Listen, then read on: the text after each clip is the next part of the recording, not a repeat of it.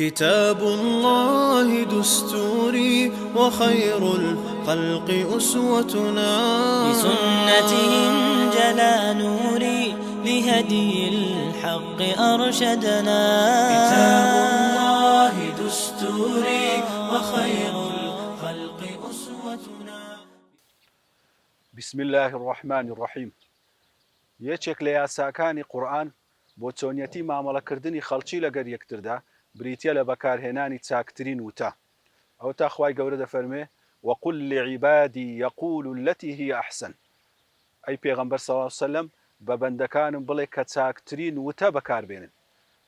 کەواتە کە دەفەرمێ وەقل لعیبادی، زانایان فەرمویانە یان عیبادی مەبەستی پێ مانا گشتیەکەیە هەموو بەندەکان بە مسلمان و غەیرە مسلمان با چاکترین وتە بەکاربێنن، کە غەیرە مسلمان چاکترین وتە ئەوەیە کە بڕوا بە خودای گەورە بینیتن و دان بە وحدانیەت و یەکتاپەرستنی خودای گەورە و پێغەمبەرایەتی پێغەمبەر عەلەیهی سەڵات وەسەلام بنێ. یان دەفەرمون دەکرێ مانایەکەی تایبەت بی بەو بەندە ساڵحانە و بڕوادارانەی کەوا بڕوایان بە خودای گەورە هینایە. دەفەرمێت چاکترین وتە لە نێوان خۆتاندا و لە دەعوە و بانگەوازی غەیری خۆتان بەکاربێنن. لێرەدا ئەگەر سەیر بکەین نافەرموێت تەنها وتەی چاک بەکاربێنن، بەڵکو دەفەرمێت چاکترین وتە بەکاربێنن. کەواتە دەبێت لەناو ئەو وتانەی کەوا لەناو مێشکمانە بگەڕین چاکترین وتە هەڵبژێرین بۆ ئەوەی گفتوگۆی پێ بکەین لەگەڵ یەکتردا، گفتوگۆی پێ بکەین لەگەڵ مسلماناندا و لەگەر غەیری مسلمانان لە کاتی دەعوە و بانگەوازکردن لەگەڵیاندا. لۆی خودای گەورە دەفەرمی وەجادیلهم بالتي هي أحسن. هەتا گفتوگۆ مناقەشەکردن لەگەر غەیری مسلمانان دەبی بە چاکترین شێوەبی. هەتا لە دژایەتی کردن و بربەرەکانێش مسلمان داوای لێکرایە لە کاتی شەڕ و جەنجیشدا بە باشترین شێوە هەڵسو کەوت بکە و بە چاکترین شێوە لەگەڵ دوژمنانیشی هەڵسو کەوت بکە. ئەو تەخوای گەورە دەفەرمی ادفع بالتي هي أحسن فإذا الذي بينك وبينه عداوة كأنه ولي حميم. بە چاکترین شێوە هەڵسو کەوت بکە.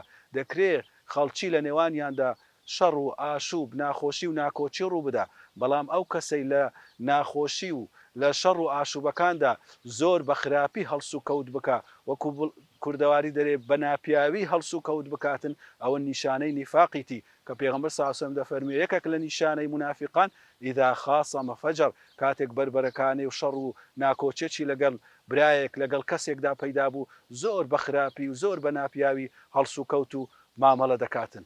بۆیە دەفەرمێتن ئین الشەیطان یەنزەغ بەینەهم، ئاگادار بن شەیطان هەوڵی شەڕ و ئاشوب دەدا لە نێوانتان. کەواتە نەزغ بریتیە لە چ؟ بریتیە لە وەکو بڵێسەیەکی گەورە لە شتێکی زۆر بچووک شەیطان دەیەوێ پەیدای بکاتن، دەیەوێت لە قسەیەکی گچکە بە لێکدانەوەیەکی غەڵەت شەڕ و ئاشوبێکی گەورە ناکۆچیەکی گەورە دروست بکاتن. إن الشيطان كان للإنسان عدوا مبينا. شيطان براستي دژبنێکی بەردەوام و هەمیشەی ئینسانە. بۆیە پێویستە بزانین وتە کاریگەری یەکجار زۆرە. ئەگەر چی دەربڕینی وتە ئاسانترین شتە، بەڵام کاریگەری زۆر گەورەی هەیە. دەکرێ دوو هۆس دوو بنەماڵە بە وتەیەک ئاش ببنەوە، دەکرێ بە وتەیەک ببنە دوژبنی یەکتر. دەکرێ خێزانێک بڕ و خێندرێ و تێک بدرێ بە وتەیەک، دەکرێ دا بمەزرێ و ئاشبوونەوەی لە ناو دابێتن بە وتەیەک. بەڵکو دەکرێ دوو وڵات دوو نەتەوە بە وتەیەک بە دوژبنی یەکتر و شەڕ و ئاژاوە و ڕق لێبوونەوەیان لە نێوان بی، یان ئاشتی و کامەرانی بە وتەیەک سەر هەڵدەدا. کەواتە هەر وتەیەکە دەبێتە بیر و بۆچوون و فکرە لە نێوان خەڵکی.